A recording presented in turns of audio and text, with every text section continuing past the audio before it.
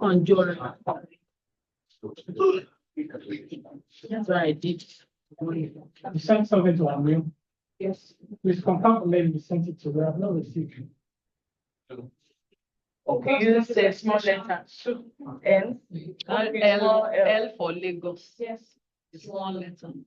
Okay. Fiancé, is that not him? No, he said I did not. He has not seen me. So, presenter show how they sit.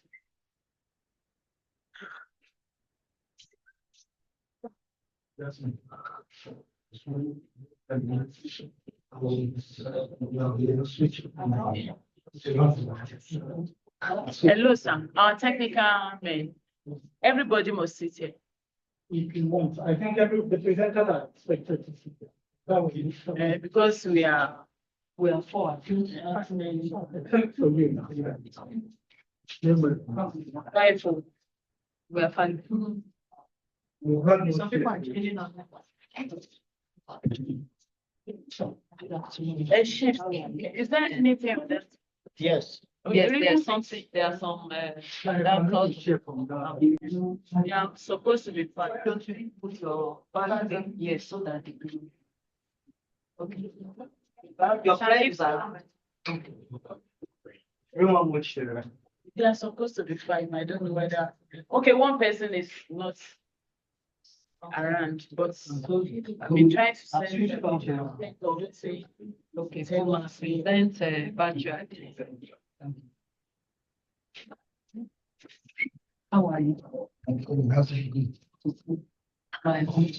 Yes, I will be ID. My name is Susan. I will be ID. That's your interest. Dominic, James away. Okay. I said he's interested.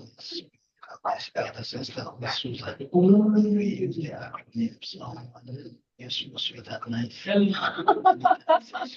Okay, maybe. Also, balance me. Yeah. Okay. Shift it a little. Okay, like this? Yes. Okay.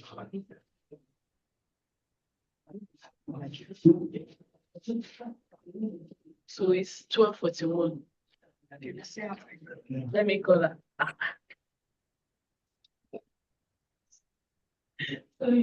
I want to be sure everyone is around.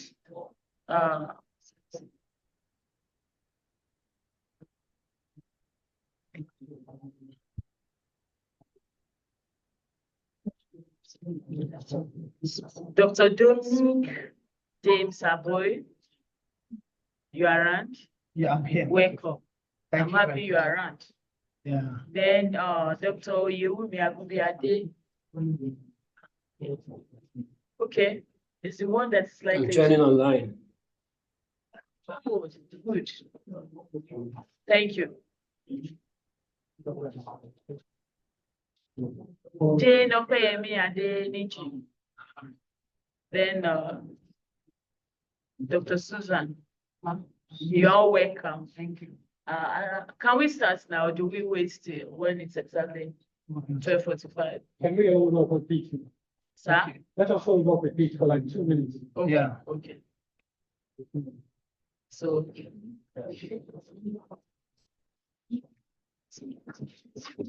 Or you can proceed to begin the. We can start. Yes, go ahead. Let me wait. Let it be 12:45. Sir, let it be 12:45. When it's exactly. So let's get set.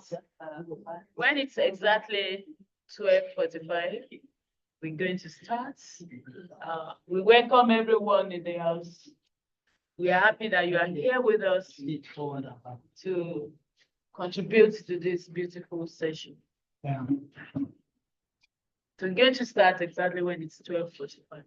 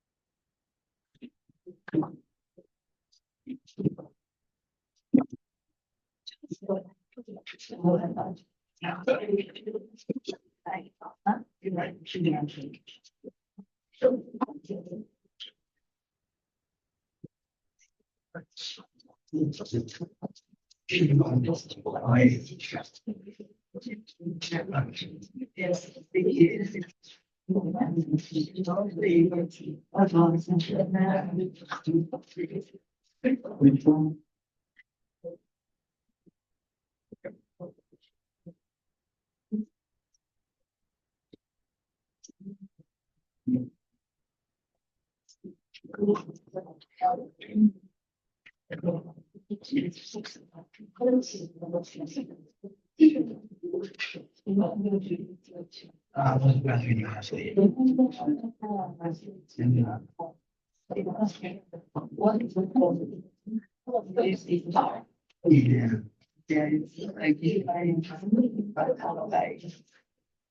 I was like,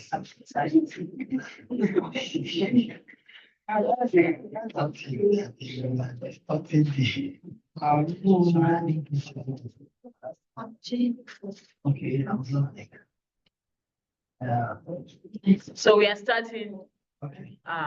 It's 12:45, so that if there's anyone that had the mind of joining us, the person will not feel disappointed that we started earlier than scheduled. Yeah, So exactly. my name is Adebi Debra Toyi, University of Lagos. You're welcome, those of you that you are coming from far away. So I will start with Dr. Dominic. I want to introduce him. He's the one that will present first. Then probably I will do the introduction of every presenter so that we just go straight to what we're going to do.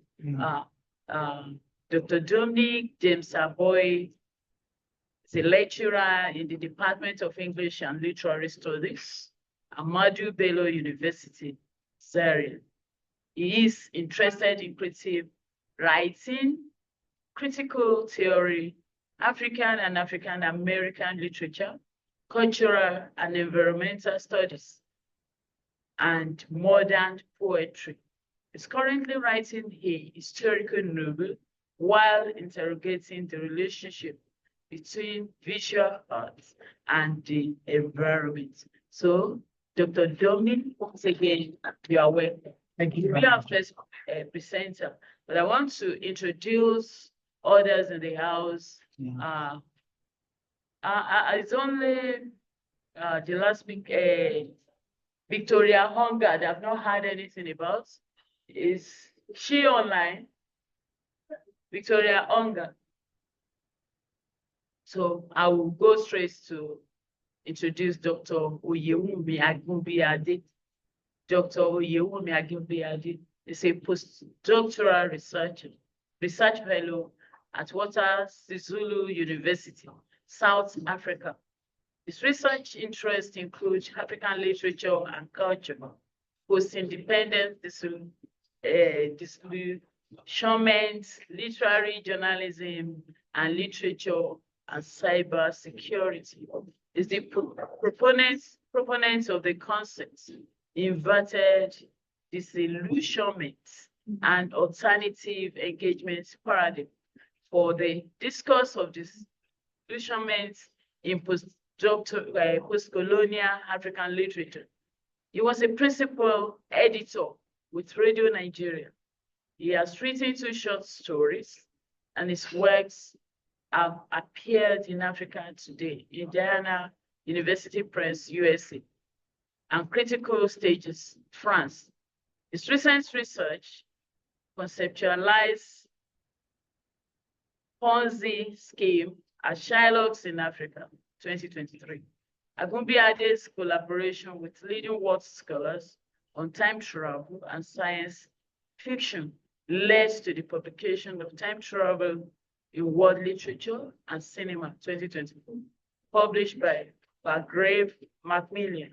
So let's once again welcome Dr. Oyewu. It's not sure. Technical. Okay, that's it. You're welcome. Thank you. All Thank right. you. And good afternoon, colleagues. Good afternoon. Then we have Jane Okweyemi Adeni, the faculty member and doctoral student in the Department of Archaeology and Anthropology, University of Ibadan.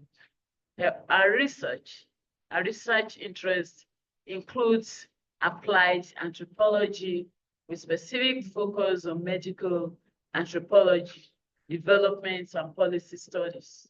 Our favorite place to carry out research is amongst marginalized groups in Nigeria, especially those who bear the brunt of policy making. So help me to welcome Jane Okweyemi Adeni from UI. Welcome. Greet us. Good afternoon. All right, we move on to Dr. Susan Olubukola Badeji.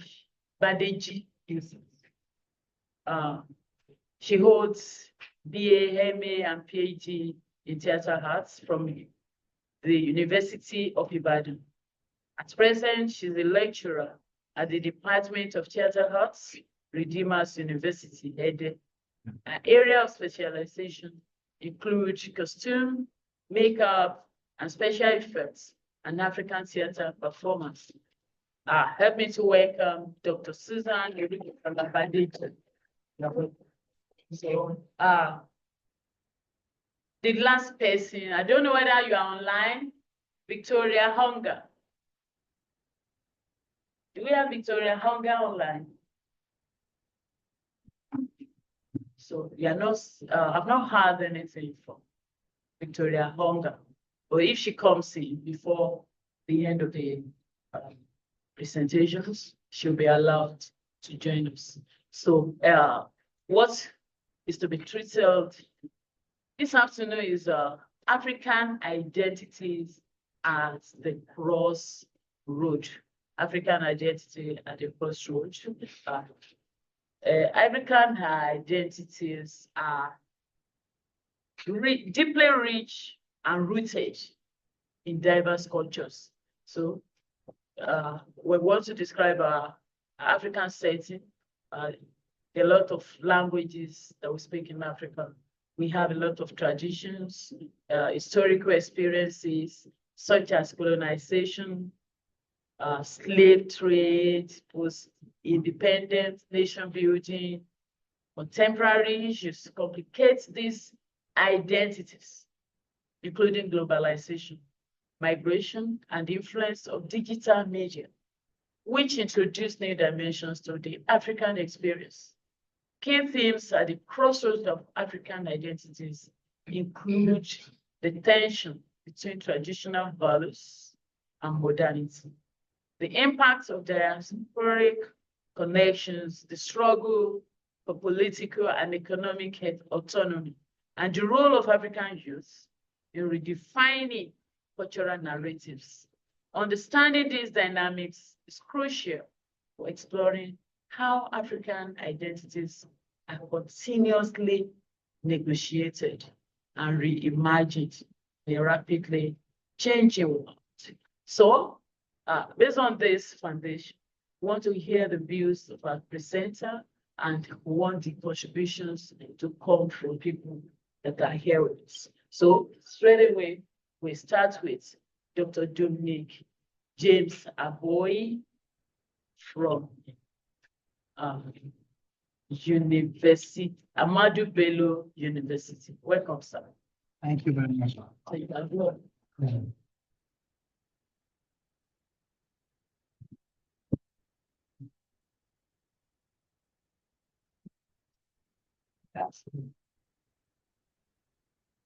No, that's mine. Okay. Mm. Yeah, that's me. No, they don't. Yeah. You see, here.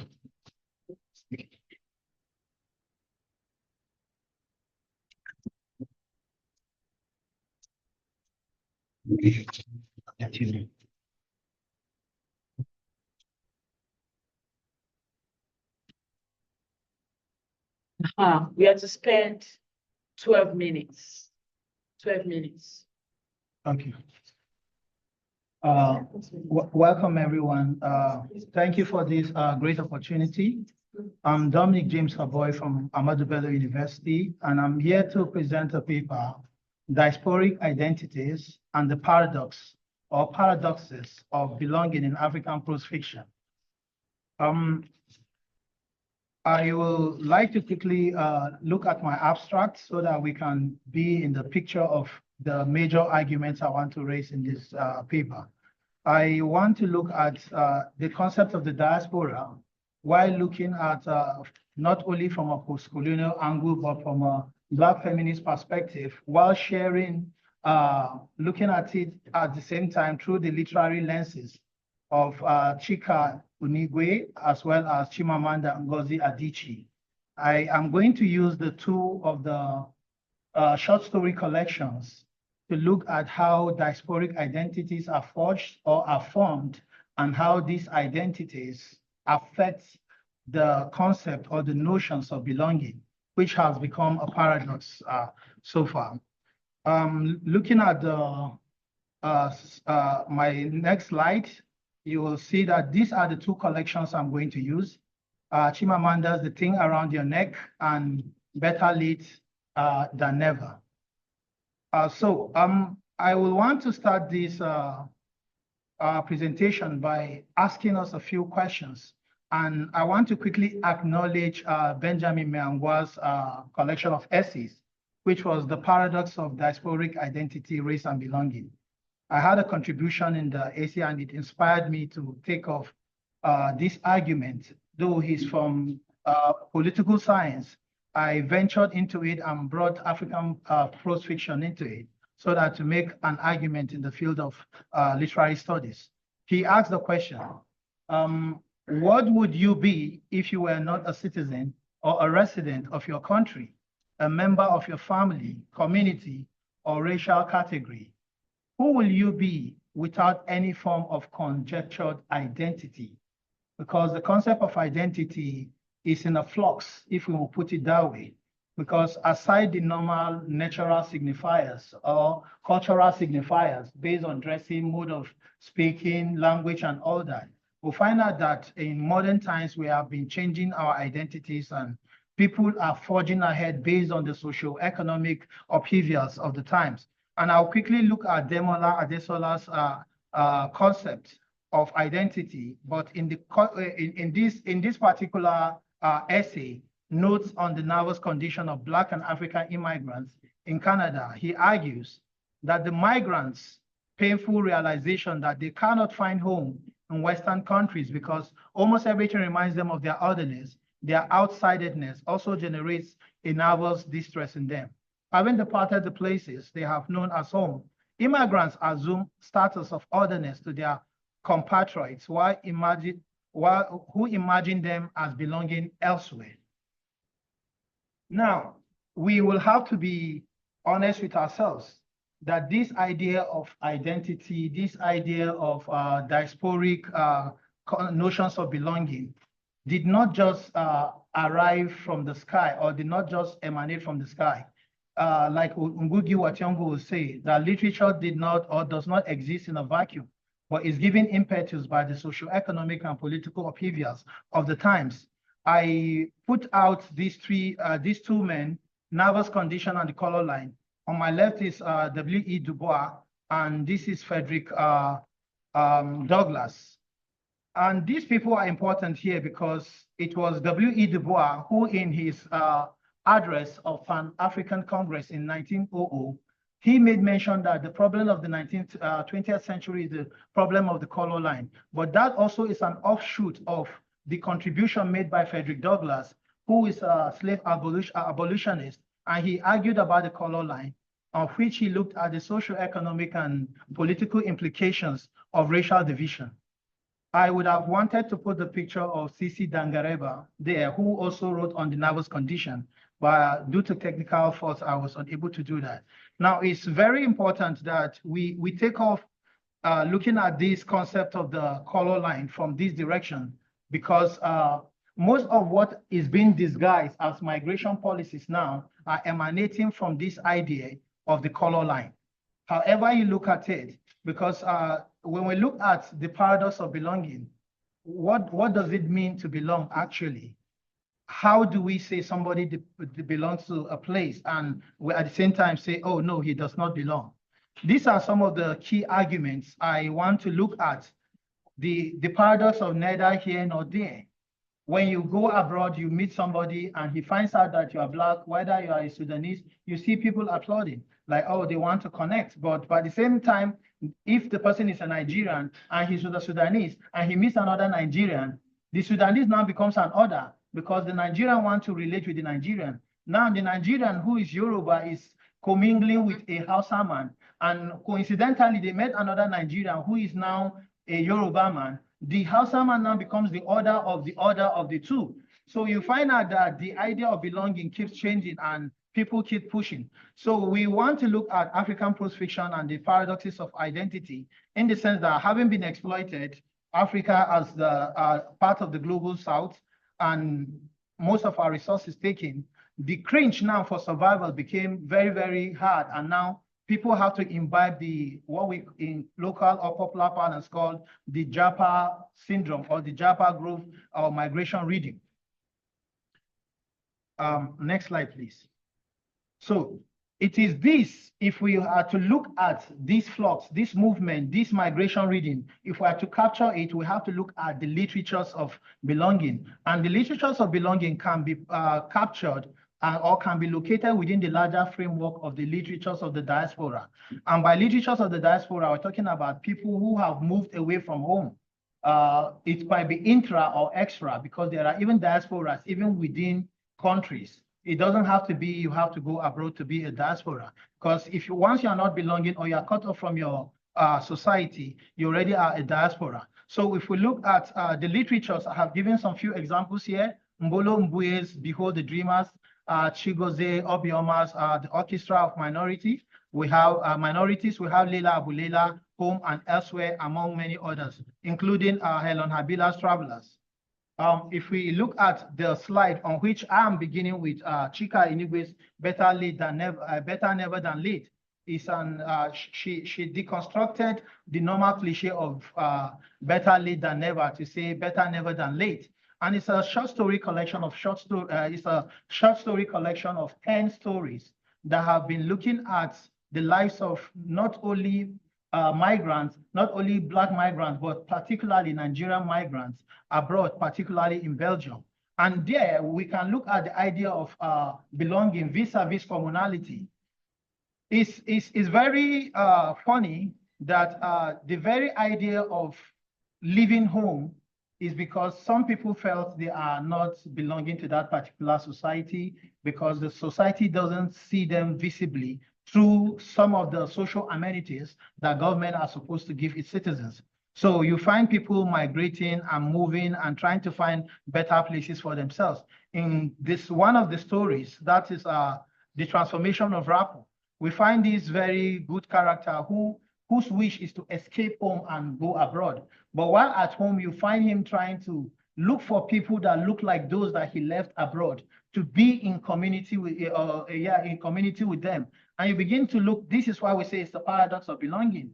Each time you move from home, wherever you go, you are trying to find what looks like home at the same time. So we find ourselves in this double consciousness that W.E.B. Du Bois in The Soul of Black Folks were talking about, that one feels his two-ness, whether you're Black, whether you're white, whether you're at home or you're abroad. So all of these, the struggle to balance some of these things are what makes up the migrant consciousness. if we look at one of the characteristics of the idea of belonging, or the concept of the diasporic identity, is this concept of predestination and pessimism.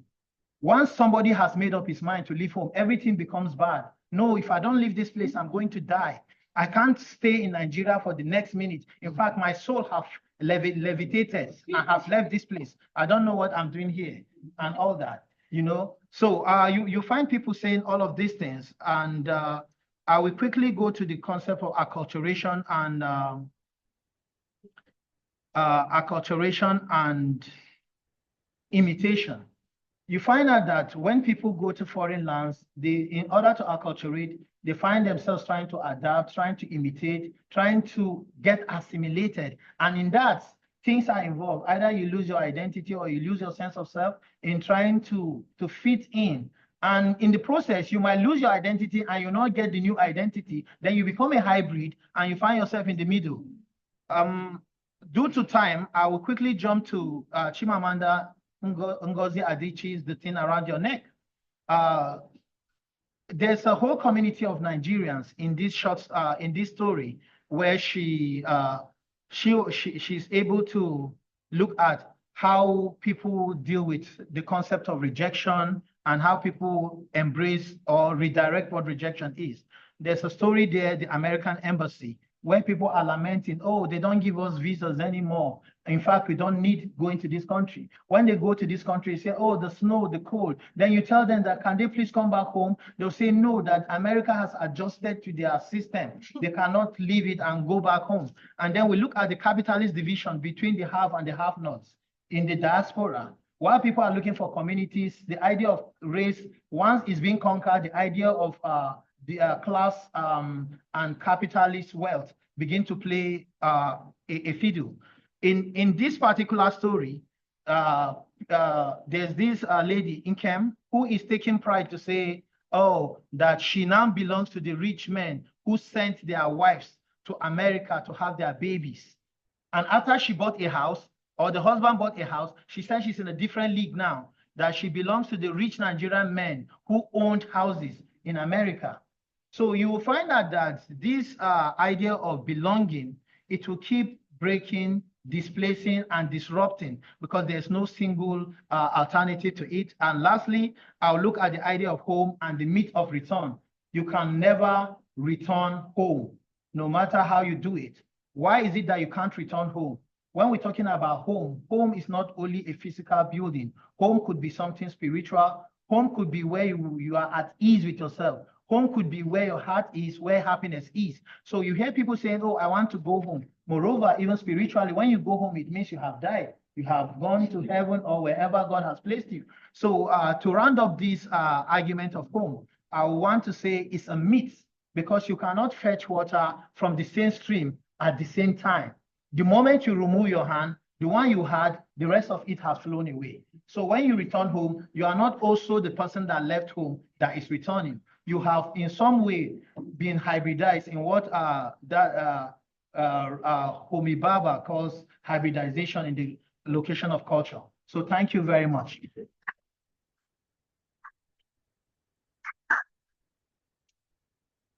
Thank you, Dr. Dominic. Please, your questions. We are going to ask the questions together after everybody has presented. Just write it and know the person you want to question.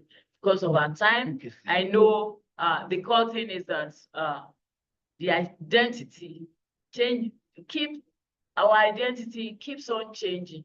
Our identities keep changing depending. When you say you even want to run away from home, at times you run to your people outside home. Yeah. You belong to the same group, keep on belonging to the same group. When I see somebody that has my norms, my aspiration, I want to flow with the person, even when I'm no longer where I used to be. So he spoke a lot. He spoke about acculturation and adaptation. Where people want to adapt to new environments. Yeah. They want to be acculturated. They want to fit into the new system. And They want to get new identity. Invariably, they may not even get the new identity. They will be in between. So there are a lot of things that he said. Just keep your questions for him. Because of our time, we want to move on to the next speaker. That is Jane Opeyemi Adeniji from Green Light. You are welcome. The topic is family caregiving versus care homes in elderly care, a contestation of African identity. Thank you. Thank you very much. Good afternoon, everyone. As has rightly been said, I'm Jane Opeyemi Adeniji, and I'll be talking about family caregiving versus care homes in elderly care, a contestation of African identity. As a way of introduction, starting from where the last speaker stopped, this paper is built on the fact that people migrate out of the country now. We are in the Japa era, and we leave our elderly ones behind. And when we leave them behind, sometimes they are at the mercy of relatives, friends, and we are there, but how are they faring back home? All right, so to the introduction. Family caregiving, though, is the preferred mode of caring for the elderly, is currently faced with challenges such as urbanization, migration, and dwindling economic realities, leading to the exploration of alternative options for addressing elderly caregiving. In West Africa, including Nigeria, the numbers of people aged 60 years and above is projected to increase to 47 million by 2060. But at the moment, there are only about 3% of the Nigerian population who are elderly. This poor demography of the elderly citizens in Nigeria is linked to the inadequacy of social institutions and the erosion of traditional care systems. So the use of care system is becoming an alternative option to fill the gap in elderly care in Nigeria. So this paper is exploring the experiences and perceptions of the elderly ones in Nigeria who are currently living in care homes, with the goal of capturing their unique perspectives and insights. So this paper is actually looking at, okay, we have elders that are currently living in care homes. Sometimes people wonder, do they live in care homes actually in Nigeria? Yes, there are elders that are currently living there. So I went ahead to, this paper is looking at, okay, how do they feel staying in those homes? And what is their perception? Because when you ask people in the public, they have a different perception to it. But for those that are already staying there, what is their view about staying in that place? So to the research question, for this paper, there are two major research questions that is guiding it. The first is, what is the process involved in deciding to place an elderly person in the care home? While the second one is, what are the perceptions and experiences of the elders in Nigeria regarding the quality of care and support received in the care homes? I think there should be conceptual clarification as to what we mean by some of these terms that I'm using. The elderly. The United Nations defines the elderly as those individuals above the age of 60. We know this is fluid because some would say we have the young old, those are from 55 to 65, the middle old from 65 to 75, and then the old from 75 to 85. But it's generally agreed that once you clock 60, you are an elder. You are an elder statesman. All right, then for caregiving, this refers to the general support and assistance with routine daily activities, medical care, emotional support provided to older people in communities or care homes by either families or professionals. Then we have the family caregiving, which is just provided by family members, friends, or relatives. They often are without formal training. Then we have the care homes. These are homes created with specific purpose of accommodating and caring for the aged in the society. In these homes, procedural care includes feeding, clothing, healthcare, and social activities. So those are activities that go on in those care homes. For this study, the methodology was purely qualitative, and the study area was purposively selected. That was Divine Senior Citizens Palace in Akobo, and then Omishino Memorial Aged People's Home in Bodija in Ibadan. Participant observation, in-depth interviews, and key informant interview was carried out, and then there's the analysis. All right, so to the discussion, to the results rather. For the decision-making process, about 6 stages occur when they want to decide on taking the elders to the care homes. The first is information gathering. To most people, this is alien. So when you come up with this option, they have to gather information as to where is this care home located, how do we even access it. So most times this information gathering is done by the elders themselves, their spouse, children or relatives. This could be done online through referral or word of mouth to consider the facility, the distance, and the financial implication. Then the second stage is relaying the information to the elderly person, because after gathering the information, you need to tell the person that you're taking there that this is what I've gathered. The third stage is struggle in processing the information. We know this is Nigeria and this is Africa. And telling an elderly person that I will have to take you out of the home because I'm busy now, I don't have time anymore, and all of that. You have to move to a care home. There's always this struggle in processing that information, considering cultural and societal norms.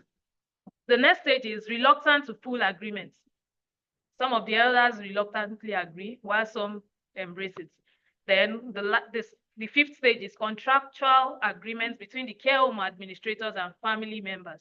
Then we move to the final stage, which is the final movement to the care home. The decision to take an elderly person to the care home is largely a shared decision involving a lot of stakeholders. It's usually a roller coaster of emotions. But due to increase in work time, children relocation, and burden of caregiving on family members, the choice of care homes for caregiving is being embraced. Now, the second aspect of this paper, which is perception of the elderly on the quality of care received there. Contrary to public view that the elderly living in care homes would be unhappy and feel neglected, most of the elders living in the care homes have a good perception of their stay there. Specifically, I met a man who has been there for 11 years, and in his word, I enjoy my stay in the care home as it affords me the opportunity to relate with people of my age group. I visit home often, but I can't spend beyond one night before returning here, as this is my most treasured home now. Also, we also have from another person, she said, I eat good food here, unlike when I was at home. I was always waiting for who will cook for me. So I have fellow elderly ones to talk with. I'm no longer lonely here. So the elders generally enjoy the support they receive with activities of daily living and social relationships, which has helped to combat loneliness, because loneliness is a major issue for these people that we are talking about. So they have people they can relate with, unlike staying at home and waiting for their son that has gone to work and is returning by 9 p.m. and all of that. So activities that go on there, feeding, healthcare, religious and social activities, those are things that make up those things that they do from time to time.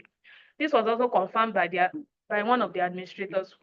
They cater to individual needs because, you know, some of them are there that have dementia, some have health challenges that they go through. Some don't have any health challenge, but some have serious health challenge. So they cater to individual needs in the care home. So with respect and using of qualified and social and health workers. So the care home is perceived generally by the elders living there as a home away from home. But there are some challenges they are facing as well by staying in the care homes. Some of the challenges is one, coping with distance from family members. And then the second one is the limited freedom of movement and independence they experience. Like Mama said, Ajole Dabile. Sometimes I miss my children so much. Though we speak on phone, but it does not suffice for physical presence. Also, we can't leave the home at will. So there's restriction of movement to a large extent. So they complain about the fact that they can't just leave the home at will, even though they're allowed to go and return. But you can't just go out because, you know, the children that brought them there are also responsible for coming to pick them whenever they want to go out. So they can't just leave at will. Now, as a way of concluding, family caregiving is on a decline due to heightened time demand on the younger generation, relocation, lack of empathy, and moral decadence. Care homes now represent the new family support system for caring for the elderly to ensure longevity of life and appropriate care in good facilities with friendly and supportive social and health care workers. As a way of recommendation, there is the need to raise awareness about care homes, because even while I was carrying out this research, I discovered that a lot of people don't even know that they exist. So there's the need to raise awareness about care homes as a support option for elders and dispel the myth that they are isolation centers. Government and private funding partners are necessary to subsidize the cost of care for the elderly. Then appropriate policies to guide the activities of the care homes needs to also be put in place. Thank you very much. Thank you for your beautiful presentation. She made us to know that we still have care homes in Nigeria and functioning care homes, but they have their strengths and weaknesses. Yeah, but then I think there will still be need for them in this our contemporary age, so that people will live longer. They will not be neglected when their children have gone. So please keep your questions. We'll have the questions together. So the next presenter is going to present online. Are you ready, sir, to connect in? Doctor, are you there with us? Yes. Yes, I'm with you. Yeah. Good afternoon. Doctor, yes, it's talking from South Africa. Am I right? Yes, you are, ma. Good afternoon, colleagues. Good afternoon, everybody. Good afternoon. Thank you all for this opportunity. I'm now precisely to Legal Studies Association and Dr. Adebi for chairing this session. I want to appreciate the earlier presenters. Your presentation have been wonderful.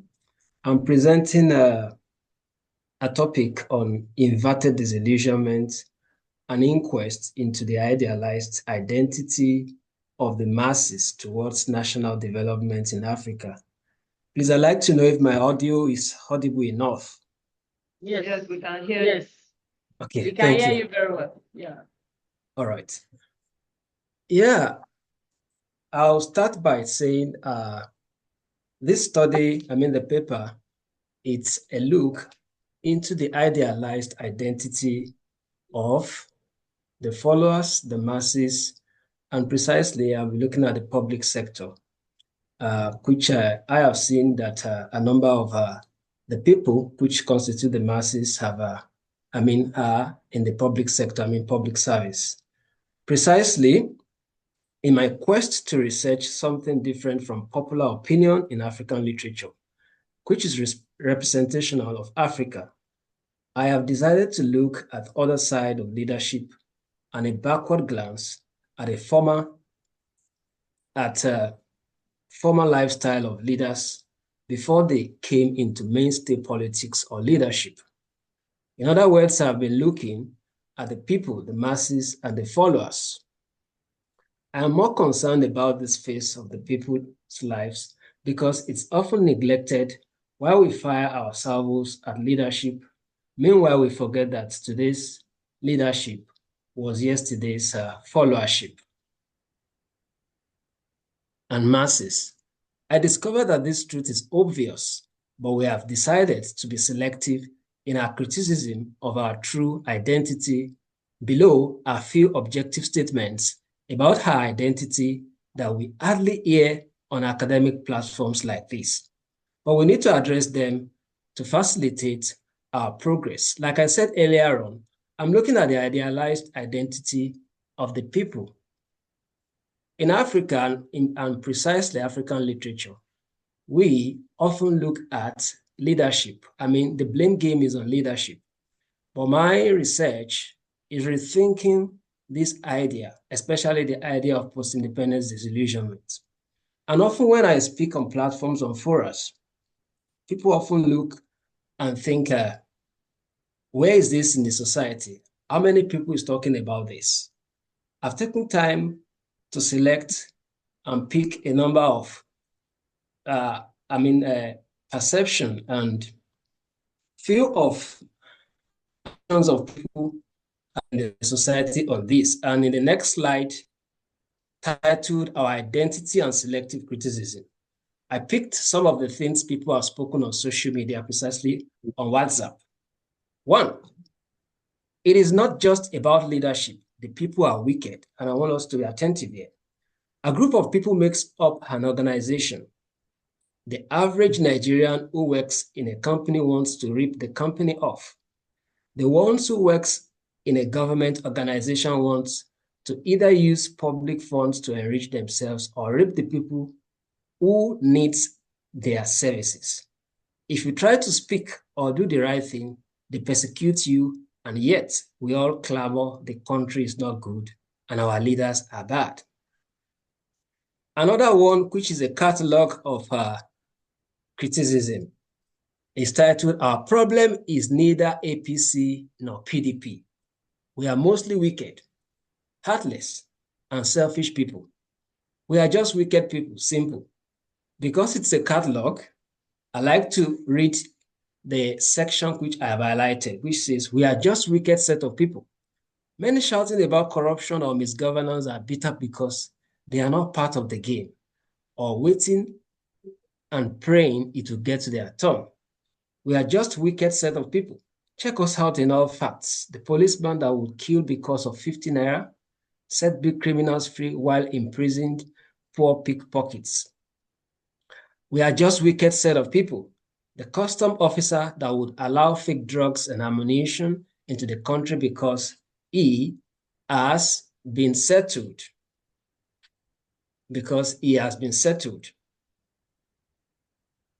The civil service servants who hardly go to work, and when they go, end up cheating, conniving, and personalizing government assets and property by inflating every items of purchase and leave no cover for possible salary earners.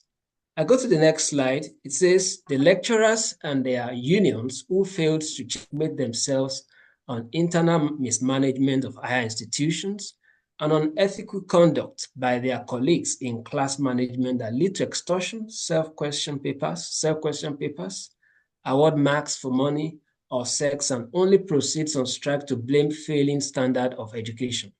We are just wicked set of people." And the catalog continues like that. Statement of my problem. Many studies have attributed Africa and Nigeria's backwardness to the colonialists, neo-colonialists, and leadership, especially Achebe in his The Trouble with Nigeria, 1984. However, a few studies from the social sciences have departed from this stance, noting that the citizens do engage in support, and support influence corruption. YAP 2013 and Igwe 2021. An appraisal of African literature reveals that majorly its criticism favors the masses, citizens, and scapegoats the leaders. Given emerging realities in Africa, there is the need to investigate the idealized people who have always been considered innocent. Just like the post above, some literature represent this awkward identity but have not received adequate attention. And that is what I'm looking at today. There is also the need for a framework to analyze this criticism. What is an idealized identity? In the context of my study, an idealized identity is an idolized identity. It is an identity that is regarded perfect and devoid of fault and blame. It could be an identity that trades blame elsewhere, whereas inwardly harbors guilt. It is the identity of the people in the post-colony that has received little or no criticism. It is the identity of the people that urgently requires examination in post-colonial Africa. And it's also an identity that African literature is yet to explore to the maximum, given the proclamation of our foremost writer, Chinua Achebe, that the trouble with Nigeria and in extension Africa is only leadership. Identity conflict and disillusionment in African literature. This identity has been preserved by the concept of disillusionment and post-colonial theory. Post-independence disillusionment, which is a distinct epistemological marker in post-colonial theory, dwells on the failure of leadership in Africa. Empirically, this discourse dates back to the period of anti-colonial struggle when African requests independence from the colonials, noting we are capable of ruling ourselves and identifying how the colonials defy and rape our paradise. The same trend and mood characterized the period after independence, as new leaders betray the trust reposed in them by the people. Interestingly and paradoxically, humanistic research is beginning to look inward as scholars now consider a rethink on the subject of disillusionment. There is therefore the need to investigate the idealized people who have always been considered innocent. This comes amidst the quest on the imperative of a post-colonial theory that is not only existential, but also temporal of African condition, which according to Adesami and Olaniyan, Adesami 2004 and Olaniyan 2005 make this request. I've however seen a number of models that try to investigate the people, the African people. But in my conclusion, 2 minutes more. Yeah, there are two models here, Afro-capitalism and Afropolitalism. But my concept is the concept of inverted disillusionment. It is in view of the foregoing that I conceived the ideology of inverted disillusionment, and it seeks to explore an intricate network of situations, circumstances, and emerging realities about the people, followers, which will thus provide resources to address their contributions to their predicaments as represented in African literature. What am I trying to say in inverted disillusionment is, it is a framework that rethinks the popular conception about disillusionment, whereby leadership is only seen as the scapegoat and the problem. The paradigm gives about 3 indices, looking at idealism in politics, looking at general disillusionment, and even the working class. I have considered these 2 indices in my seminar, Inverted Disillusionment in Post-Colonial Literature, published by Imbizo.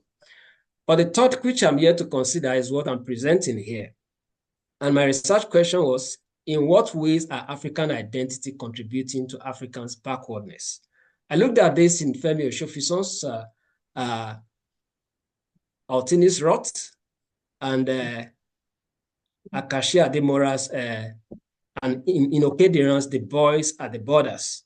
In Femi Oshofison's Altinis Rot, we have the public sector, and here we looked at how the public servants, how they have misruled. I mean, the public service, how public servants have used the civil service to have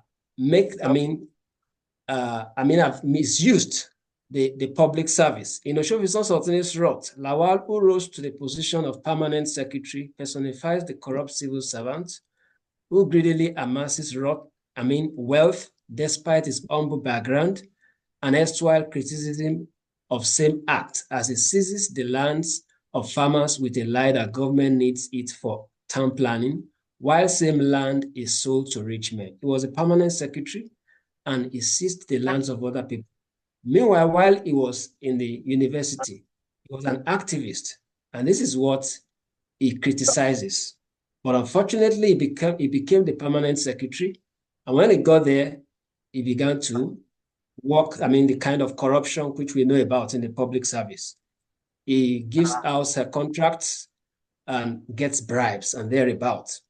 And in Okediran's The Boys at the Borders, Okediran tries to examine the boys at the borders, the customs here, how they have used that office to amass wealth, and at the same time, they are using the funds which should be used to develop the society. They amass it to themselves, to the detriment of the society. We look at these people, they are once people like me and you. They were once people, members of the society. And the time they get to offices, public office like this, instead of them to do the right thing, what they come out to do eventually is to rape the masses. And we often, look at leaders as the problem. Meanwhile, people like us, even in the academics, for instance, when you look at Akashi Adimora, is able to trafficked. We see our lecturers, how they take bribes from students, how they involve in sex and thereabout, but later on they will come out and challenge our leaders. And the best of the best criticism comes from the academics. But at the same time, this area, this group of people, they have their own problem and have contributed to disillusionment in Africa. Conclusion, the current study has proven the need to rethink idealizing the masses in African literature. That idealized identity in a way absolves us from our contribution to our predicament. And until that lens is refocused, we will continue to chase the cloud. It advocates the extension of the frontiers of the discourse on disillusionment in African literature and provides a working framework in inverted disillusionment to complement the existing framework. The scope of post-independence disillusionment, which scapegoats the leaders in Africa as the trouble with Africa, is demonstrated to be shoddy and thus requires revision. That is why some scholars have been coming that there's need for us to rethink post-colonial theory, post-colonial paradigms of reading African literature. This is what inverted disillusionment has contributed, and entirely in this study, it is a look at the identity of the masses, of the followers, of the people, and that there's a need for us to rethink that it is not only leaders to look inward in whatever way in which each and every one of us have been contributing to our predicament and stop pushing the blame on leaders alone. And that is then that we can talk about development in Africa. Thank you very much for your time. Thank you, Doctor. It's only you spent more time than what you are given. So you feel like talking and talking. So we appreciate you. I think the few things I can pick from your presentation personally is that development is not, though you might not have presented it that way, but I want to phrase it in my own way. It's not an individual's work. It's not posting our challenges, pointing accusing finger to others, maybe in the leadership. We ourselves should consider it. When somebody was a student union activist and he got to power and he was even doing worse than what he was criticizing. So I think for African identity to be redefined, individual has to work on him or herself. Thank you very much. So we're moving on to the next presenter. You know why I didn't rush him too much is that we still have time. So if you two want to contribute more, those of you that you stick to the time, you can still talk more. So, but let's have the person on ground, the last person on ground. I don't know, do we have Victoria Onga online now? Okay, she's the only one not available. So I will call on Dr. Susan Olubukola Badeji. She's the one that will read our topic herself. Okay, yes. She will read that topic for us. All right. Thank you so much, Ma, Dr. Deborah Adebi. Yeah. And I'm happy to be here. Good afternoon, esteemed colleagues. I'm Susan Olubukola Badeji from Redeemers University. And the topic I'll be presenting is Ero contesting. Religious syncretism in the performance of Ero Festival in your Kingdom, Ondo State, Nigeria. And maybe before I go to the first slide, you can please scroll. I would like to translate the Ero contesting because it's a Yoruba sentence. It just simply means that Ero has nothing to do with your main religion, with whether you are a Christian or a Muslim. And I go on to say that religious syncretism is conceptualized as allegiance to Christianity or Islam, while also practicing other forms of African traditional religions. If you will look at our society, we see people that identify as Christians or Muslims, but through their activities, you still see them practicing other forms of religions, like offering sacrifices, going to visit herbalists or prophets, going to, that still perform rituals. You see them all over, all around. You see Muslims also do the same. And in the performance of a Ero festival in our kingdom, this culture was also found to be a predominant feature. That is, people that identify as Christians or Muslims also performing acts of religious syncretism that steep towards African traditional religion. And our kingdom in Ondo State is considered to be a hub of indigenous festivals, considering the number that are venerated periodically. And I use the word periodically because it's not all of them that are venerated annually. There are some that are septennial, like Ero Festival is septennial in the sense that it is performed every 7 years or 9 years if a Reni or Lowo performs. And now I will say what Ero Festival is. It is a retirement festival for men that are 65 years and above. It is an age grade festival, like a rite of passage. And it is for men of our descent that are transitioning to old age. So the statement of the problem is that extensive studies have been done on indigenous Yoruba festivals. You can see their names, Farinda, blah, blah, blah. They have written on Osun Osogbo, Ogun, Shango, Judeoba, and so on. But these studies have been selective because scant attention has been paid to Ero Festival in our kingdom. And studies on religious syncretism have also been delimited to some ethnic groups and some, sorry, I just wrote mention authors, but I didn't get to doing that, but I will. And the aim of the study is to fill the lacuna, that is the gap, by carrying out a study on Ero festival performance in which religious syncretism was found to be prevalent. And the objectives of the study is to identify the performance in the Ero festival and also investigate religious syncretism in Ero festival. Please, next slide. Now, the methodology.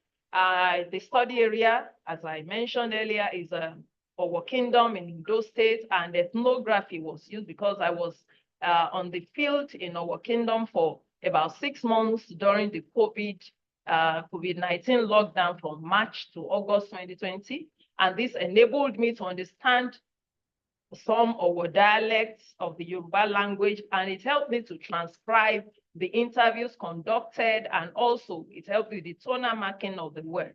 And it facilitated access to many cultural sites in our kingdom. And I also used interview. I want to mention that I use qualitative research design, and under them we have ethnography. I use interview, which are key informant interview with 20 participants, including the Olowo, who is the king, some Aboriginal chiefs, a priest, some members of the age grade cadres, and the Ero participants, who are called Eleru, and then one Olotu, that is the head of the age grade cadre, and 2 cloth weavers. And I also use the IDI for about 20 participants too, who were indigenous scholars and culture enthusiasts of our kingdom. Then I also use the non-participant observation by analyzing the video recordings of Ero Festival and also seeing some aspect of it, and data was content analyzed. Move to the next slide. The scope is our kingdom, and studies focused on the 2020 performance of Ero Festival, and the study also focused on religious practicing in the festival. Next slide. Then the literature review is on festivals and the the concept of festivals is a time out of time thing. It's a time that stands out amid the flow of time. And it is a way of humans, the way humans connect with the supernatural world or the cosmogony, the spiritual realm. Because when festivals take place, it's believed that the gods that are, or the deities that have been venerated are present among them, and it is at that point that humans are able to connect with them. And the indigenous festivals are purposive, and there are different types. I mentioned them: veneration of divine beings, harvest, ancestor rites of passage, and the ones that also venerate natural bodies like physical phenomena. Then religious syncretism, I just did a little this thing here. Literature is also going to be on religious syncretism because it's still work in progress. And it's like I said, it's when you practice one form of religion and you are also practicing other traditional religious beliefs, and it's as old as religion and exists in all over the world. You find it in Christianity, in Islam, Buddhism, and even Judaism, and all sorts of religion. They pay allegiance to the major one, and they are doing something on the side. And the theoretical framework is Bakhtin's carnivalesque, and sorry, I meant to write theory.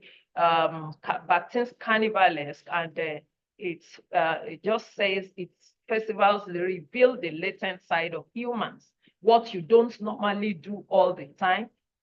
When there is a festival, you can do them, and without any form of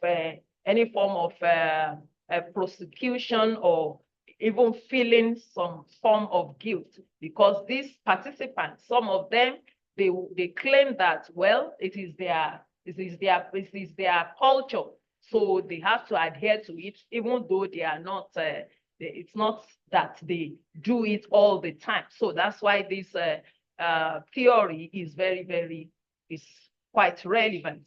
Then our kingdom is located in the northern part of Ondo State, and it was founded about 1,000 years ago, and it comprises of 5 quarters, and Owo is headed by the Olowo, and it is a hub of festivals, as I mentioned earlier, and one of them is a road festival, which is performed every 7 or 9 years, and it celebrates a right fulfilling old age. Please scroll on. Then the origin of Iro is credited to Ojumo, who migrated from the present-day Kogi state during the reign of Olowo Omasa in the 15th century, and he advocated the exemption of elderly men from communal labor, and also he also advocated that candidates should be wearing a form of costume, special costume. Next slide, please. And then I'll go to the performance of Iro. Iro costume, when the festival is about to begin, please, I'll crave your indulgence because this is the main part of the work. There is a commissioning of a female weaver who must weave the cloth under some ritualistic prescriptions, like the female weaver must not engage in sexual intercourse, she must not menstruate, she must weave the cloth within 7 days, she must not eat leftover food or overnight food, she must not drink overnight water, not even pure water or bottled water. She must shower before she weaves the cloth, and also she must maintain a high level of hygiene. Then there is what we call opaja, draping of those are the performances. And they engage in mock wrestling matches. That's the candidates who are called the Eleru. Then the Rogo Olisowo. That's the performance that they go to perform in a shrine, whether you are a Christian or you are a Muslim. They will go there, and from that shrine that they go to, you will see, after going to that shrine, they will go home and shower, and then they will proceed to the church or the mosque and hold and the costume that was woven under ritualistic prescriptions, they would take those costumes to the church or the mosque to sanctify them. And thereafter, they will go back to the shrine. The same night they went to the church, they will go back to a particular place, and the person who would drape the costume on them is a man, an elderly man who was picked or chosen by Ifa, because they would not, somebody cannot drape the cloth on them unless Ifa picks. So they will pick, Ifa will pick the man who will drape. This is one of the photos, or they also go on a road trip to a place called Amorin, about 5 kilometers from our kingdom. In this photo now, they are on the way there, and they will stop at different shrines to perform different rituals there. And please move to the next slide. You see them, this is a shrine. They were placing their feet on a stone called Otaulisolo. This is a shrine. And after leaving this shrine, they will go home and shower. And then they will go to church or mosque. And then after leaving the mosque, they will go to the shrine, and the man who will drape the costume that is woven under ritualistic prescriptions will be the one to drape the costume on them. So that's the costume they use, and that's the way they perform. And these are the categories of performance. You have the Elero, Baba Elero. Elero is the candidate or initiative. Baba Elero is the one picked by Ifa. Ayoyo and Ubamas are the age cadres. You have the participant audience, who comprise of Elero's family and friends. Olowo has no active role, but homage is paid to him. And you have the clergy and the clerics.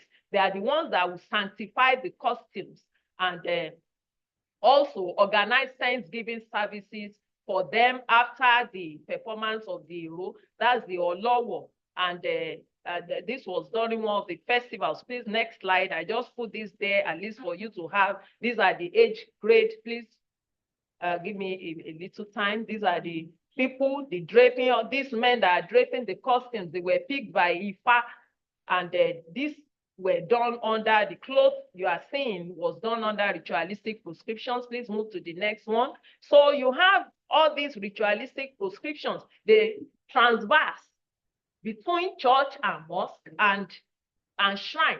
And at the end of the day, after everything has been done, they will organize a big Thanksgiving service in the church or in the mosque for what they performed in the shrines. You can see this picture.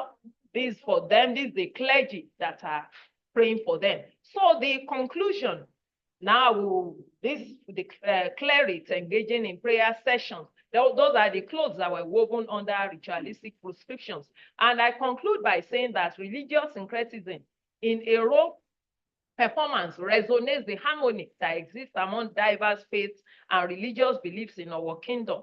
And in the performance of a role, the popular saying is that a role contesting, emphasizing that belonging to a particular faith or religious belief, Christianity or Islam, has nothing to do with a role performance, which is entrenched in many ritualistic performances.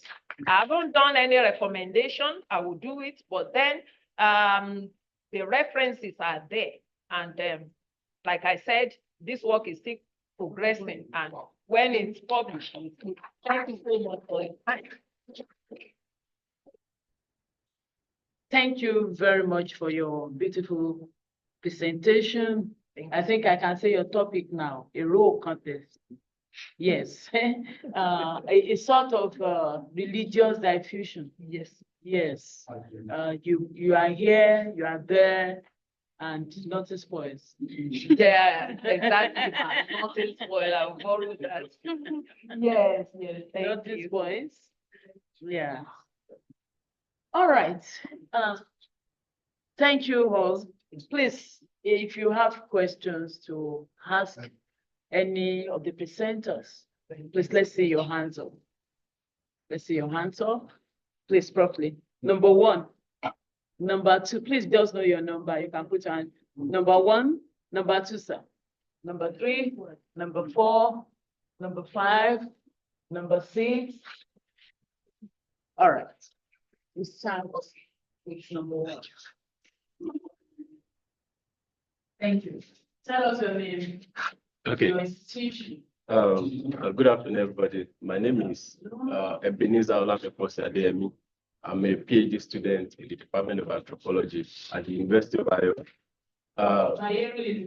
University of Iowa. Yeah, so excellent presentation. So I want to start with the last presenter. So that was a very fascinating presentation, and you did a good job, showing how people are, combining different elements of religions together. I think the concept of syncretism also does a great job in describing what we are doing. So, but I was curious to know, one of the reasons why most of the religions we term traditional religions tend to adopt what we call Western religion is as a result of modernity. A lot of religious scholars have done that. So could you please speak to, do you have any explanation as to the rationale for them, going back and forth between, after conducting rituals in the morning, does modernity or development have anything to do with it? So, and to Dr. Odoy, very brilliant presentation too, and I enjoyed your conversation about the concept of home as a myth.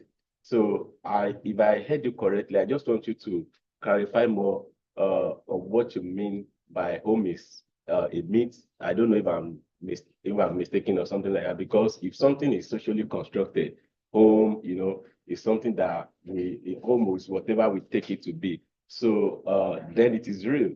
That it is socially constructed does not mean it is real. So what do you mean by home is a myth? And that was wonderful. And I could also relate to some of the things you talked about in terms of, changing identities and shifting belonging. And to Miss Jane, so I also like your presentation about, care homes. And as a matter of fact, disclosure, I didn't know care homes exist in Nigeria, just like you said. And I know a lot of people do not know. And you said something about recommending awareness. And I was wondering if you have any actionable recommendations as to how we can get, the work of these people, the brilliant work they are doing, across to more audience. What are some of the things you think can be done by the care homes, by the caregivers themselves, by the government and people like that? Thank you. Thank you.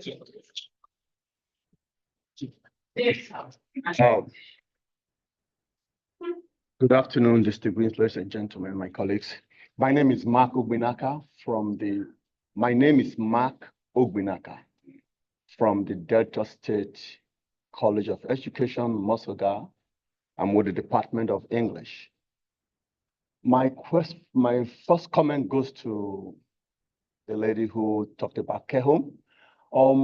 I really want to know what happens, or maybe she should also throw some light on what happened within the whole care home, when it comes to intimacy relationship. I say this because most of us who have elderly parents, probably grandparents, maybe one of the partner passes on. Most times, the other one want to continue a relationship by saying they have to give a wife to grandpa. And most times the children run around what to do, what set of category of the opposite sex that will come to marry them. I want you to look at that aspect. Is there intimacy between them? Is there a relationship at that age? Are they interested in having affairs? Let us know, because there are elderlies who are living together kind of. Please look at that aspect.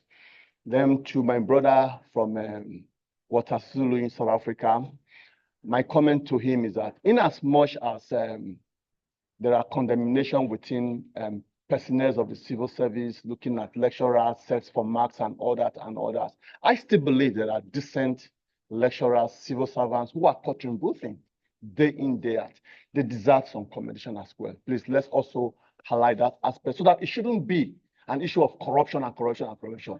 I disagree with that. There are some people who are still professional, who are still putting their effort to make sure that the system turns around.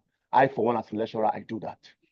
Then to the lady who brought her that Aero Festival, that was so quite expository, lovely, and I'm not saying all that is not, all that presented fabulously. You did very well. I'm impressed about your presentation. I must give that to you. But for the lady with this expository exposition, it's so fascinating. I want you to also incorporate the word cultural, religious hybrid. Thank you very much. Thank you. Good afternoon. My name is Francisca Okulehe, a PhD student here at University of Lagos. Yes, Francisca Okulehe.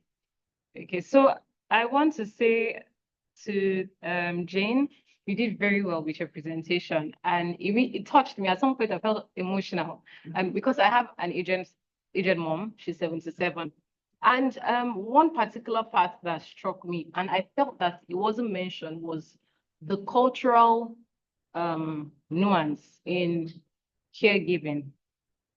I felt that there should have been much more elaboration on how aged people find it difficult, especially those of them that have, like, do I call it a very strong, is it royal bond from where, like, their ancestry, how difficult it is for them to agree to leaving their homes and accepting caregiving. And then I also think that another point that wasn't touched on was abandonment cases, because usually many of them fear to go to care homes for the fear of abandonment. And this is because, I mean, there are many reports in the past where children take their parents to care homes and actually leave them there. So I think that these were some of the things that I was looking forward to, but overall, it was really a good one. Okay, thanks for the presentation, everyone. It was really interesting. So my first question or comment goes to Dr. Dominic Aboy about the concept of home. Okay, so my name is Esther Owandu from the University of Strathclyde, a PhD student, Strathclyde, Glasgow, Scotland. So my question or comment goes to Dr. Dominic, about the concept of home. That sorry, let me just get that because I wrote that down. It said you can't return home, and it tried to bring, let's say, spiritual connotation to why return migration may be impossible, where he stated that home could be an idea of the beyond. So nobody wants to return home. So I asked, why can't migrants return home? And he mentioned that home is a myth. I want to say that the concept of home is subjective. Though some persons might be hybridized when they migrate, but they still retain or uphold that concept of home, and they try to make home wherever they find themselves. So it would be good to look at home as being fluid and subjective to individuals. Yeah, and then my question to the last presenter. Yesterday we listened to someone who talked about this kind of rite of passage in an Igbo setting, and she's a woman interrogating this kind of festival or ritual by men. And there was a question about ethics, the ethical aspect of that, because she talked about implanting camera with through some men who were involved in that kind of ritual celebration, how ethical it was. Because you as a woman, you are talking about or researching on a male dominant festival. Are there any ethical implication around that? Were you privy to some of the ritual, or is it entirely open for you as a woman to have access to some of these things? So these are my questions. Yeah. Thank you. Okay, sorry. Yes. Good afternoon. I'm Habib Salahuddin Adebayo from Ahmadu Bello University, Zaria. Actually, the presentations were wonderful, and I wish we could listen to them again to pick one or two things. However, there are some fundamental issues that we need to look at One of them, starting from where my sister stopped now, one of them is the issue of ethical consideration. And this is going to the person who presented on home care homes, and the person who worked on the festival, the rite of initiation. So, you know, I saw the beautiful pictures you had for the person on care home. Abizi home care, caregivers home, right? Care homes for the elderly ones, yes. And I saw beautiful pictures, images, but I was wondering, are those images original? AI generated. Okay, okay, okay. Okay, it is, the reference is there that AI generated. Oh, wonderful, wonderful. Yes. I then for my other sister, you know, you had some real picture. Is it also AI generated? Eh, I must still so yes, these are the issue of ethical consideration generally. Then for the issue of the question of the issue of syncretic religion, right? Syncretism in religion. Yes. Do you try to ask them any question in the aspect of identity crisis? Because in one way or the other, it might not be so prevalent, but as an African and based on the experience we have around, some of them actually might also be discriminated against. That so somebody who is neither here nor there. That's one issue. Then again is that when I heard that term, I now know that there's another term again generally in the African parlance that see oniamashoro. So when you now say error, that's your own is a bit is somehow specific from the general, looking like in linguistic disorder, looking like a proverbial expression, just like we had somebody that discussed on Ibadan. So that did you care to ask them? Or is it because they are not discriminated against? Is it because it is just a right of initiation? You know, we have right of birth, of marriage, of adulthood, of transition, even from death to the world of the unborn, just like showing us habits of transition. So I want to know: is it because it's just a right of initiation into adulthood or into elderhood that makes it not for people or religious leader not to bother about that and also celebrate with them, because it's fundamental and it's intriguing. I've never. I wish I could witness one of these things these days. We share contact, please. Then lastly, on the issue of home, you know, like my sister said, is actually subjective. It's relative, what we call home. But when we all go back as an African to the basis, we realize that there's also a common statement that aye loja or no nile, that this life itself, metaphorically, is like a marketplace. And home is only in the heaven. It's only in the heaven. So when we look at that, it might be that that is the angle with which you're also considering that. But of course, you don't need to be holistic about that. You need to also specifically state and tie your argument to that, so that whoever is listening will know that, okay, this is the home you are referring to. Because again, there are some also anthropologists that have defined home that is a place where the mind find rest, find peace. Yes. So, and honestly speaking, the issue of identity crisis is also everywhere. Like for me as a person, I'm tired of Lagos because of the images, the different things I'm seeing, the mode of dressing differently from what is obtainable in the north. Well, different from what? Honestly speaking.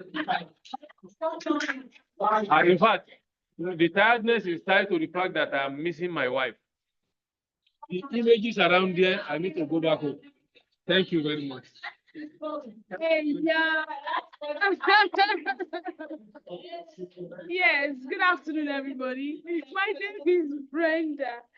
And yes. And yes. So about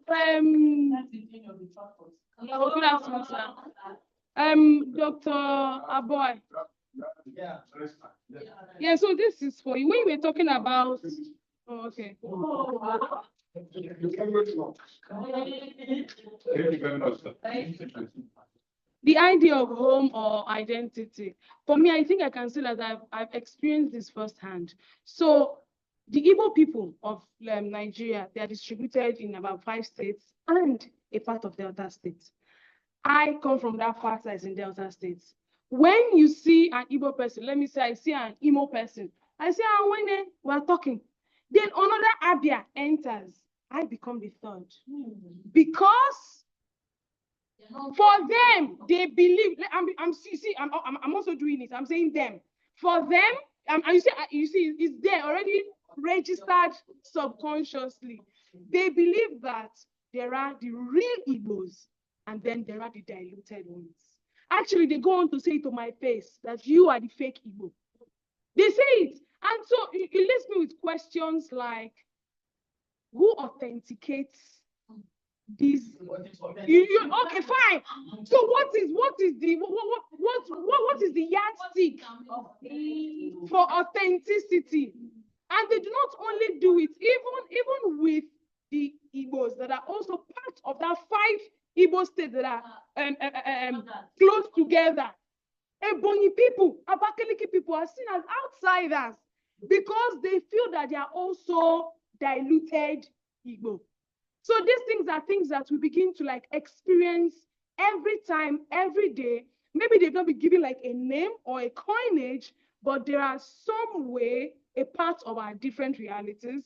I'm sure that we all have our different experiences and stuff like that. Yes, so that's just my take. Thank you very much. I think everybody has asked. Okay. Now. Oh, you can't have your own. But don't be angry if your food finishes. Yeah, thank you, colleagues. Okay, so Hello. I want to thank all of you.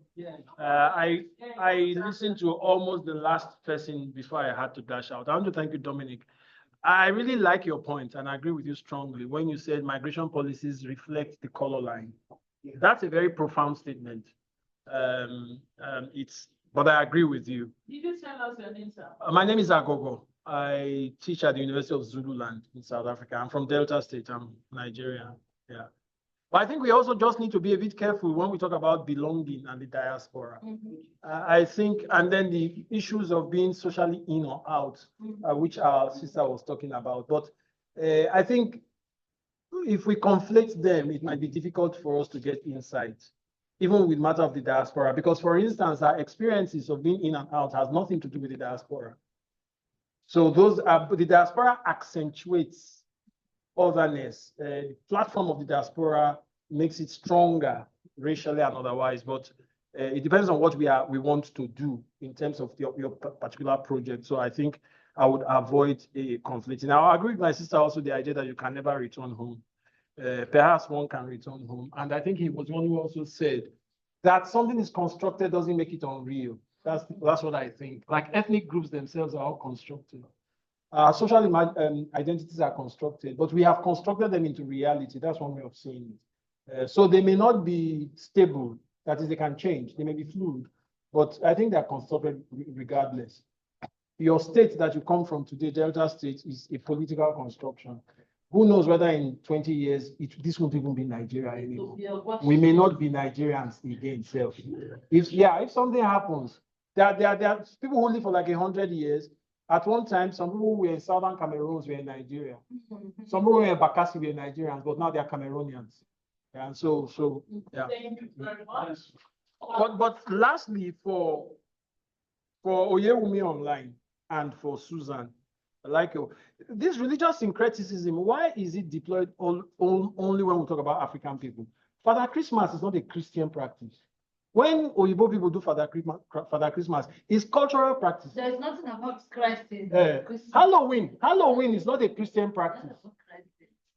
So that is also syncretism, so that we do not only think of the syncretic in relation. As I'm a Christian, actually, I'm reaching the opinion, I can't make it a very hard idea now. There are hardly any two people who follow any religion in exactly the same way. I don't follow Christianity the way my wife follows it. I think you can hardly find any two individuals, however close they are, who believe in one religion and follow it in exactly the same way. So I think we should avoid. Well, it's just a thought anyway. I'm not trying to correct you.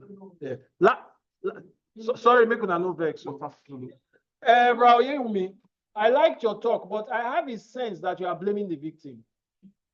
And I don't think it's new. The idea that, oh, it's not the leaders who are wrong.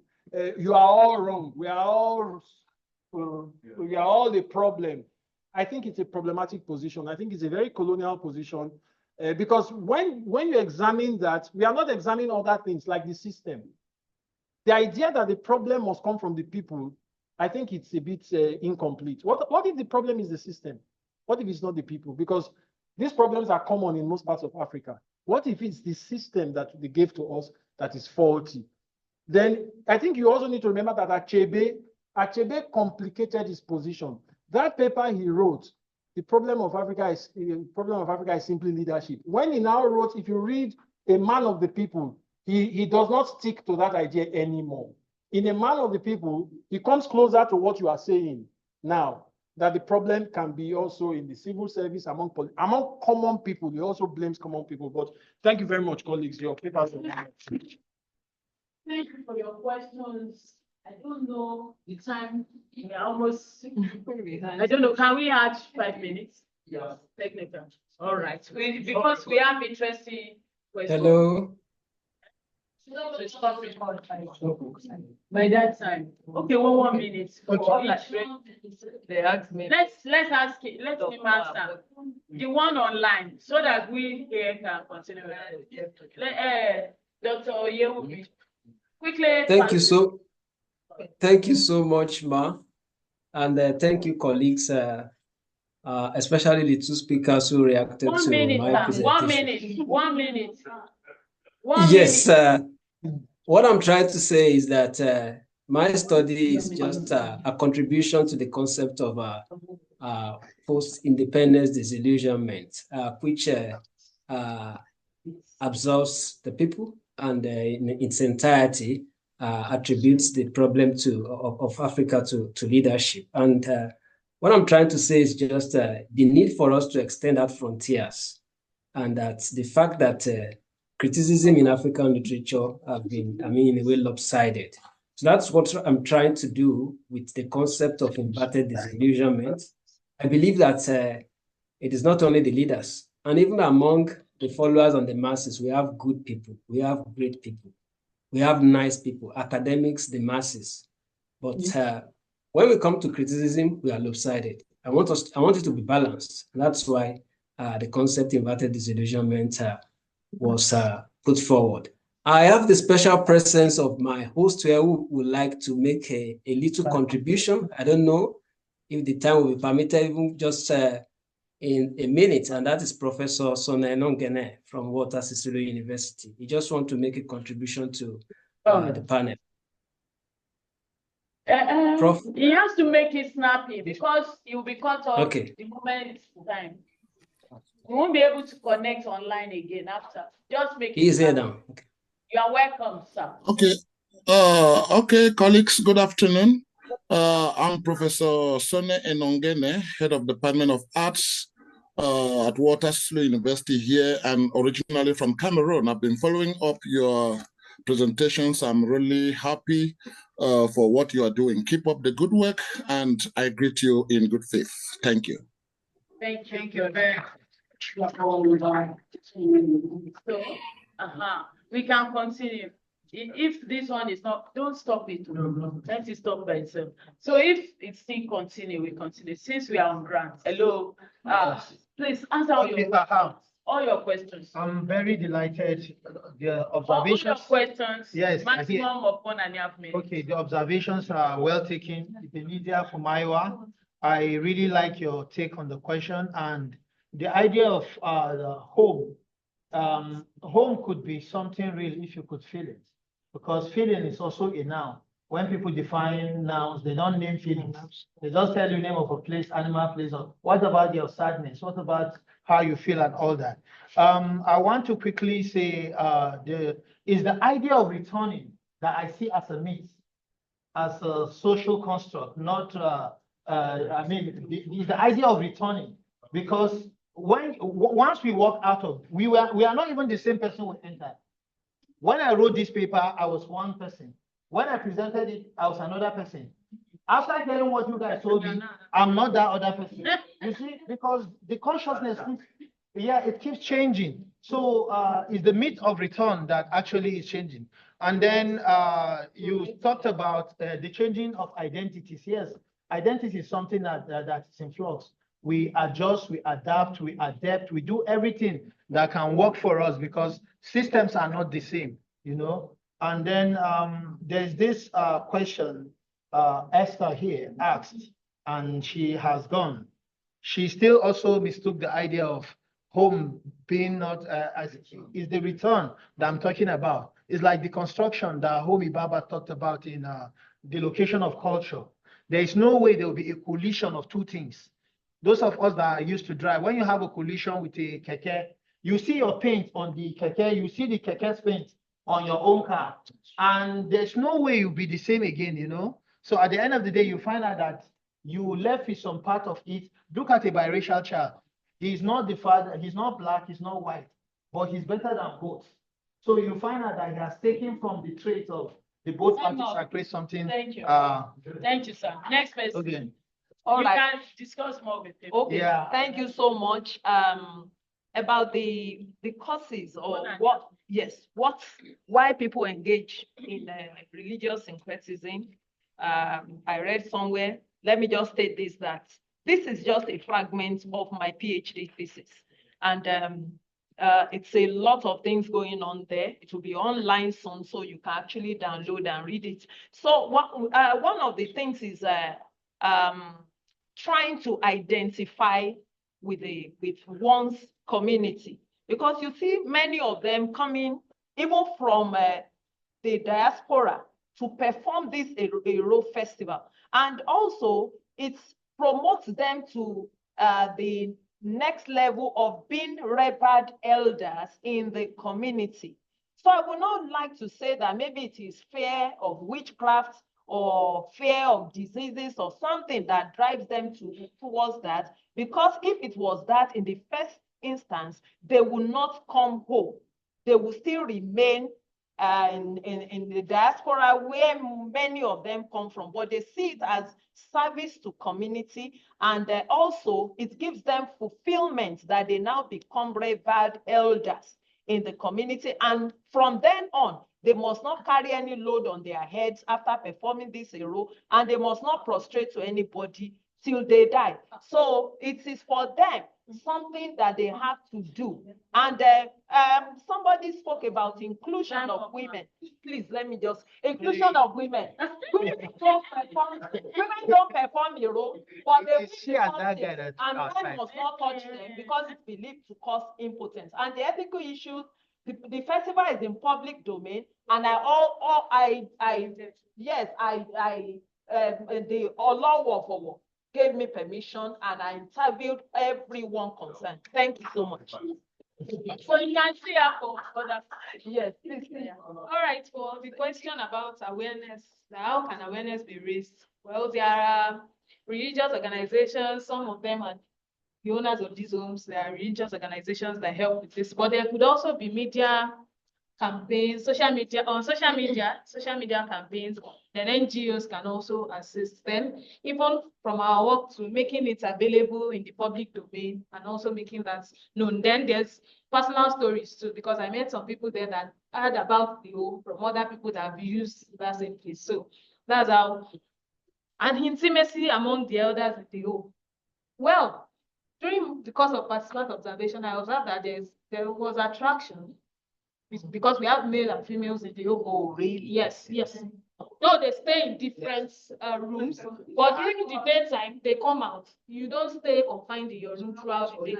And then they have open space where they relate, where they talk, there are instances of missing. Yes. 80-year-old man calling another one, "Ìyàwó mi, ìyàwó mi." Tell me now, like something like that. 80-year-old They interact. The man I was telling you that said he cannot stay more than a day at home was the man I was talking about. So he's already used to just like interaction.